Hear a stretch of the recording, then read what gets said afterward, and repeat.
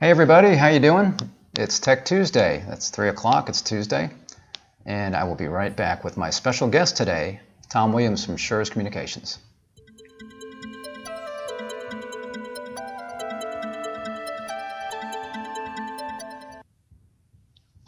Hey, I'm Rick Yuzzi with Zcorum.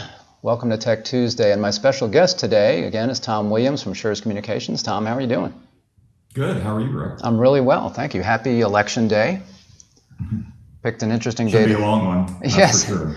Yes, it's going to be a long day and a long night, I think. I have no idea what's going to happen. This is very interesting and following it. So we were talking actually yesterday. You said you already voted, as did I. So who'd you vote for? I'm just kidding. Don't tell me. But I think we can tell everybody that if you haven't voted already, go out and vote because it's a very important process we all need to participate in. So again, I just wanted to have Tom on today. Figured we'd talk a little bit about Tom himself and then also about Schurz Communications, some of the things that they're doing. So again, thanks for joining me. Actually, you guys have been customers of ours for a really long time. I think way before your time. We actually were providing services to Robson Cable way back in the day, and then through some acquisitions now, and then some other properties. But what about you? How long have you been in the business? How did you get in the cable business yourself? Yeah, I started, like 22 years ago. I had just gotten out of the Marine Corps, and I think my father wanted me out of his house more than anything. So he set me up with a temp job at Scientific Atlanta, which I'm sure a lot of you remember. Oh yeah. Acquired by Cisco a few years ago. Mm-hmm. And I was a technician on an assembly line fixing the old FSN set-top boxes, which was the first digital set-top box that Scientific Atlanta had to produce specifically for Time Warner Cable down in Orlando. Okay. And that's where I got my start. And then after a few months, I ended up in research and development working for Scientific Atlanta on the Explorer project. What was that Explorer project? Yeah, it was really their first full end-to-end digital network. And I kind of went up against the Motorola DCT 2000. This was the Explorer 2000. So that's what it competed against. And that's, as most of you know, that's where the cable companies really started carving up who had Motorola and who had Scientific Atlanta. And from a digital network perspective, and kind of gave that duopoly in the cable space between you either had one or the other, and you couldn't mix or match or have different types of set-top boxes out there. So I remember that. Now was that here in the Atlanta area? Yep. Okay. I was here in Atlanta, and then I was hired to go to KPMG, and I was lucky enough to work for Paul Allen starting the company Digio up in Seattle. So I commuted quite a bit up there. Yeah. Actually, I don't know when that was. In the what was it? Early '90s. I was working for a printed circuit board manufacturer, and we made circuit boards for Scientific Atlanta. So I visited out a couple of their facilities back then. What was the time frame there? It would have been 98. 98 would have been when I went up there. Yep. Yeah. 97, I think, is when I actually started. Okay. So as I mentioned, there's a couple of properties I know we work with Schurz on. What are the different locations that you guys are operating now? I know there's several different places where you've acquired properties. Where are you guys located? Yeah, so we have 5 systems around the country, and they're great run systems, in my humble opinion. So the first one, our largest one, is Antietam Broadband. That's based out of Washington County up in Maryland. Our second largest is Hiawatha Broadband, and that's based out of Winona, Minnesota. Our third system is Longlines Communications, or Longlines Broadband, and that's based in Sergeant Bluff, Iowa. Our fourth system is Oratel Communications, and it's based out of kind of Maricopa County, just south of Phoenix. And then our fifth system and our latest acquired system is Burlington Telecom up in Burlington, Vermont. It's interesting, all 5 systems are quite a bit different than the others. Some have Docsis 3.0 on them, some have Docsis 3.1, some have EPON, some have GPON, and then we also have some fixed wireless out there. And then don't get me started on the number of video platforms that we have out there, from Scientific Atlanta to Motorola to Innovative Systems. TiVo to SBL. So what we've been working on a lot of is trying to consolidate our technologies, and so that we don't have multiple technologies out there. And that will make it much easier for us to not only maintain, but also negotiate deals with the different vendors. Yeah, I was just thinking that. In fact, I was going to ask you that if you had different technologies there, and I guess that some of that's just due to acquisition and what they had in place, right? So. Yep, that's exactly right. So that makes it, I'm assuming, challenging from a maintenance perspective and training perspective and all of that, right? Yeah, it certainly does. It's hard to pool resources when everybody's working on different things. We've got Cisco CMTSs, we have Aris CMTSs. Again, we have Adtran EPON, we have Calyx GPON. So it's really tough to try and get a pool of employees that can be able to do all the different things, because they're going to be focused on their own individual systems. We've even looked at doing things like rotating on call between the different systems, but it just doesn't work because we can't get everybody trained in all the different technologies that are out there. Yeah. How have you guys been doing with the coronavirus pandemic? Have you made any changes to maybe what you've been focusing on, maybe getting these systems all synced up, or have you escalated some things that you weren't planning on doing so soon, or stopped some things? How's that working out for you? Yeah, so I think we're doing very well for certainly the times that we're in. Most of our workforce works from home. Certainly the call center does, and a lot of the staff like finance and those kinds of things with the different systems, they all work from home. Unfortunately, technicians still have to come in, but we've limited the amount of time that they have to come in. So instead of coming in and going to the warehouse, every day, now they're filling their trucks for an entire week, so that they don't have to either come in at all for an entire week until their next loadout, or it's much less even if the van is just sitting outside, it's fully loaded and ready to go. So we've certainly had to make adjustments. From a business standpoint, everybody needs broadband, and at the end of the day, DSL just wasn't working for a lot of our now customers in a lot of our properties. So the adage need for speed, and that's what happened. We have had just a flood of installs going on, with new subscribers coming on for broadband service. And what's interesting is they're not just getting the lowest tier of service when they come on, they're getting into the higher tiers of service, 200 meg, 300 meg, and even a gig in our fiber footprints. From an acceleration standpoint, really DOCSIS 3.1 is what we've accelerated. We have had plans probably over the course of the next couple of years to get to DOCSIS 3.1, but we've accelerated those plans. Long Lines has already deployed it. Orbitel is close to deploying it. HBC has deployed it, and TDM. We are, I think in the next week, we're going to be deploying our first phase 1 area with DOCSIS 3.1, providing a gig service. In fact, we're doing some really cool things with the packages. We're just going to have a 300, 600, and gig package. We may add in a 150, but that's kind of the way the packaging is going to look. The reason why I didn't bring up Burlington is that they are all fiber GPON to the home. Oh, that's interesting. So they're all fiber. But yeah, they should work. Yeah. So have you had to look at, has it been a challenge on the upstream side? I know that was one thing that was taking a lot of providers by surprise, with everybody at home and doing school from home and work from home and lots of streaming like we're doing here and Zoom calls. Have you guys had to do anything there kind of in the Band-Aids in the meantime? Well, we're actually very lucky. We have put a lot of money into the infrastructure over the last few years. So when this happened and work from home or school from home started, our networks really held up very, very well. And we did see a larger increase in our upstream usage than downstream. In fact, if you looked at it, we rose about 32% on the downstream and about 37% on the upstream. And it did level off pretty well, but we're now starting to see in the last month or so that it's starting to climb again. And I think that's, again, students going back to school, and there's increased usage than before. And primarily it's around video, right? And more streaming is going on as well. So, and sending videos back up the pipe. So that's what we're seeing. And I think that's going to stay pretty consistent.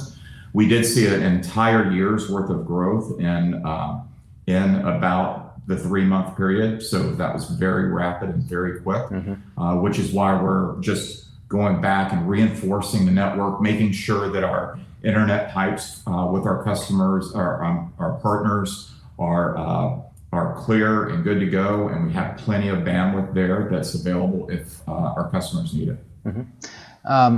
So you mentioned Docsis 3.1 and wanted to get on that.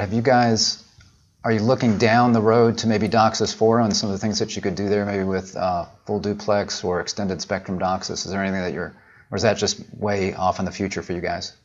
So we are looking at it, and we're just getting 3.1 deployed now. I think what we really have to think about is what the inflection point is of us just putting the money into fiber, because since we've deployed fiber and the networks that we haven't deployed in, we haven't had to go out and touch it once. Whereas Docsis, we've had to come back from 1.0, 1.1, 2.0, 3.0, and now 3.1, and now we're talking about 4.0, and which means there's another whole cycle of equipment that probably has to get changed out. We're going to be pushing fiber deeper to the homes. I'm already building fiber and doing node splits down to around 100 homes passed per node, which is getting pretty close to the home as it is. So I think there may be a real inflection point coming where you're going to see more and more networks go directly to fiber as opposed to keep reinvesting in Docsis. Yeah, that makes perfect sense, especially when you're going fiber deep like that. You're just about going to the customer. So are you guys seeing, of course, with the increase in people needing broadband, maybe they were using their phone before, and you've got a lot of people in unserved or underserved areas. Are you guys seeing the need to edge out, maybe outside of your territory to handle some areas like that, or maybe to overbuild in some areas to provide a better service to folks in adjacent service areas? Yeah, and we're actually doing it now. We have a very good business up in our, probably the biggest business we have is several thousand customers on our, what we call the Air product up in Minnesota. And it's just getting to those customers that it's just too costly to build. What's great is because of the infrastructure that we put in place and the antenna arrays that we put in place on towers, we're able to get in some cases 100 meg of services to these customers. So it's worked out very, very well. Iowa is doing some of the same things as well. A kind of a cool project from Minnesota, they had to get across a ravine. And so what they did was they shot from each side of one side of the ravine to the other side of the ravine and actually built fiber to the homes there. So they were able to do a high bandwidth point to point, and then send and take fiber to the homes. And that's been very, very successful. So we're finding really creative ways to get to these customers or potential customers in these underserved or not served areas. So on the wireless side, what are you guys using for spectrum? Are you doing anything with CBRS, or have you purchased spectrum? How are you handling that? Yeah, so we didn't purchase any. We right now we're using 5 gigahertz. Now we've tested just about everything. We've tested CBRS, we've tested multi-millimeter wave, we've tested 5 gigahertz. So we've tested a lot of things. We're kind of sticking with 5 gigahertz for right now. It's very good. And only if somebody were to come into the other area would we have a problem. Right now, we just don't see that happening in our markets. If they do, then we can move to CBRS and maybe license the spectrum from other companies in the area. But it's been working very well. Now, I do see different applications for different things, like utilizing CBRS for a private LTE network for a business. So that's an application that we're certainly looking at. We've also done things with millimeter wave. Right now, we've got a business in fact, it's a McDonald's in Antietam up in Maryland.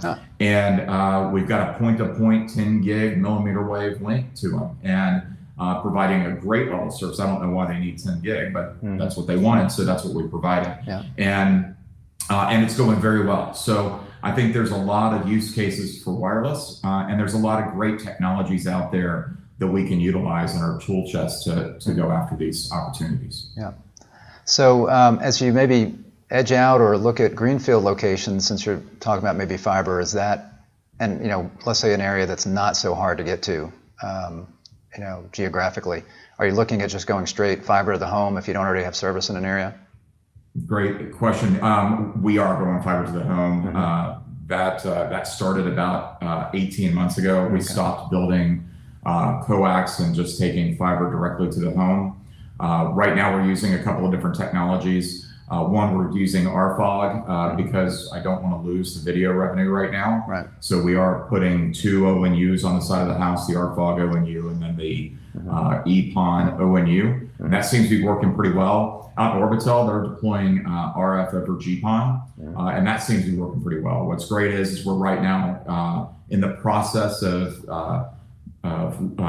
starting our IP video project, and once we have that launched, then we'll just go either EPON or GPON, depending on what's in each of the markets. But yeah, all new build is fiber. Okay. I don't know if you can tell me or if it's a secret, but what are you guys looking at for IP TV service? How are you going to do that? Oh God, if I told you on this call, I'd get killed. Okay. Because I haven't even told the vendors yet. So, got it, yeah. So there's a couple things that the board wanted to see, so we're getting those things done. And but hopefully within the next 3 months, we're going to be launching a very unique service, I think. Oh, good. Okay. And right now, you're just doing the standard video kind of offering, pay TV? Yeah, we have some, advanced product past kind of the older Motorola and Scientific Atlanta. We've launched TiVo in a lot of the markets, and that's using the hybrid QAM IP box, and that's in 3 of our markets. One of our markets has SPL, and that's again the hybrid model. And then up at Burlington, they've got Innovative Systems, and because they're fiber to the home, they needed an IP solution when they launched that, so that's what they're running up there.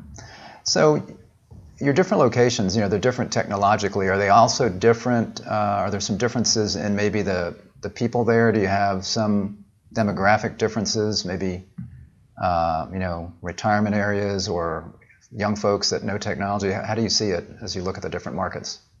Yeah, certainly they're all very different from an employee standpoint. They all have their each own culture. Now, it's great that the Schurz culture, which is a very family-oriented culture, kind of transcends to all the systems, but each system certainly has their own culture to it. So that's a really good thing. And we certainly have different dynamics. We've got Arizona is a perfect example. There's a lot of snowbirds out there. So they come in for a few months and then they leave for a few months. And so we have that going on. So you have a little bit different marketing tactics to them as you would, a Burlington that has kind of a younger crowd. They've got, I think, 3 colleges in the area that come in. So you're going to market to them just a little bit better. So, it's challenging to kind of navigate it all as I am at the Schurz level, but there's just great systems and there's great people at each one of those systems. So, we talked about the election and, everybody was kind of waiting to see if there would be any broadband stimulus money coming, and it looks like obviously it's not going to happen by election day, since that's today, which is surprising. I guess nobody wanted to get off the mark on that. But do you have any thoughts on what might happen there in the future? And are you guys looking, there's other money, like, I don't think I saw you guys participating in RDOF, although you might have been in a consortium, I don't know, but is there other funds that you guys have been looking at to help yourself expand into some maybe unserved or underserved areas? Yeah, right now Iowa has a grant right now with that system from the state. I'm pretty sure it's from the state to build out wireless, and we're doing that there. We're going after, I think, about 250 subscribers that one specifically targets. I think we're, in fact, putting our first customer on that this week or next week. Great. So that's great. We did go after some RDOF funds, so I'm not the one that handles that component. I just build it when we've got money. Yeah. So I'm not sure exactly what we received and haven't received. Yeah, and I know we have grants up at, we've been given grants up in HBC as well. So we do go after those things when they're available. Yeah, RDOF, I think the auction started on the 29th of October, so that's probably still going on. They've got this the sending clock auction that goes on, so I guess we'll see where that goes. So that's great. Yeah. And who's involved in that also is SpaceX, with their Starlink service, the satellite service, and he's actually now in beta on that. Do you have any thoughts on satellite internet and how that might potentially impact your business? Well, what I know is never rule out Elon Musk. Yeah. I drive a Tesla, so I'm a fan, and he's obviously done great things with SpaceX. Yeah.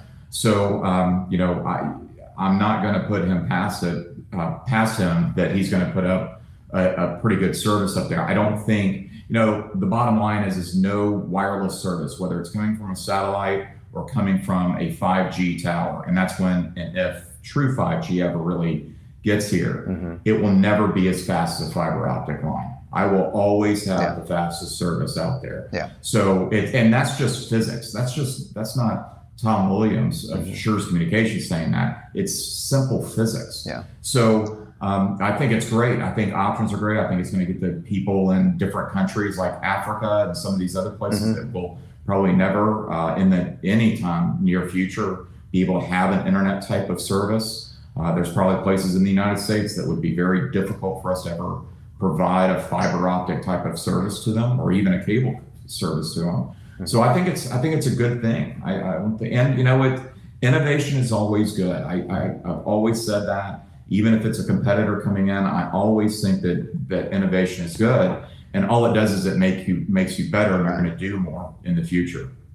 Yeah, they kind of push you, like you say, to be better, and that helps everybody out. So one of the things, speed's important, but lately these days latency is important as well. Trying to get the latency as low as possible. I know there are some operators out there that are specifically marketing to certain folks, especially gamers, for example, where latency is so important. Are you guys looking at that? Obviously, fiber helps there, and I guess there's low latency Docsis and some other things coming up. Are you guys taking that into account? Yeah, absolutely. And it's the gamers. I mean, they certainly call us when they start having some issues. Yeah. My son complains about it all the time, and I don't even live in one of my systems, and he complains about it all the time. I won't say who we're on, but I'm in Atlanta, so you guys could probably figure it out. Okay, yeah. So yeah, we are focused on it. Yeah, fiber does help. Certainly, building fiber deeper helps, even on the cable plants, and reducing the amount of homes passed per node. So we're certainly focused on it. We'll be looking at the low latency technologies in the future. Well, if you're in Atlanta and with the hurricane that came through here, and you're actually on with me today, that's a good sign, because I know there were a lot of people around here whose internet was out for a really long time because of that. Yeah, that's one particular provider. So we lost power for about half a day, which we never do here. Okay, it never goes out. So I say it hardly ever goes out here, and it didn't actually this time. And we'll occasionally get a blip where it's out for like a minute, and we actually were up the whole time, and our power and the internet were up the whole time.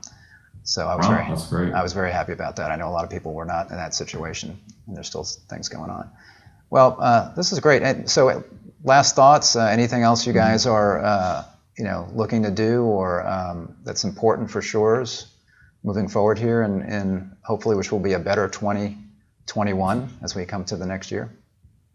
Yeah, it's really protecting our greatest asset, and that's the employees. That's always been our number one priority for the Schurz leadership, is that our employees are safe. I think I listened to the CEO last Friday. I think we only had, on his talk, like 3 employees in the first 5 or 6 months that even contracted it, which is really good. And over the last couple of months, we've had more. We're up to like 8. So that's really good, considering the number of homes that our employees go into is important. That we keep those numbers down. So I'm really proud of that and the team for how they've reacted to all of that. So, keep pushing forward, and let's hope for a better 2021 for sure. And that's it. Yeah, that's fantastic. Yeah, and you guys are definitely an essential service. It's so important for people, especially if they're locked in their homes, or at least, working from home, they need broadband. So it's really great that you guys are out there and doing the job that you're doing. And I think we've seen how important it is as more and more people have been, signing up for broadband service, especially from operators like yourself that can provide a reliable, fixed wire service, or even wireless, like you said, in some areas. So that's fantastic. Well, yeah, and it's really about information. I mean, people Yeah. just need information, especially during this time, Mhm. and not just broadband, but also video service as well, because Mhm. people need to be able to get information in different ways. So, Mhm. depending on what's important to them, and even a phone line is important to be Yeah. able to call loved ones if they need to. Yeah. So, we're really in the business of getting information from one place to another place and in different mediums, so that the 80-year-old grandmother can get the information she wants to get it, and the 10-year-old can get the information that they want to get it. And that's what we're really about, and making it just as simple as we can possibly make it for the customer. Yeah, and entertainment as well, because we all need some entertainment these days with everything that's going on. Yeah, it's true. All right, Tom. Well, I really appreciate it. Thanks for being my guest today. This was very informative and learned a lot about you guys. Great, thank you. Thanks for joining me, and thank you everybody else that joined us. Feel free to hit the little subscribe button if you've not subscribed to us, and click the little bell. You'll be notified anytime when we go present a video, whether we're live or upload a recorded video. I'll be back next week. I'll be doing a broadcast on the latest broadband news, so join me then. Tom, thank you again for joining us, and Thank you. I will see everybody else next Tuesday at 3 o'clock. Take care.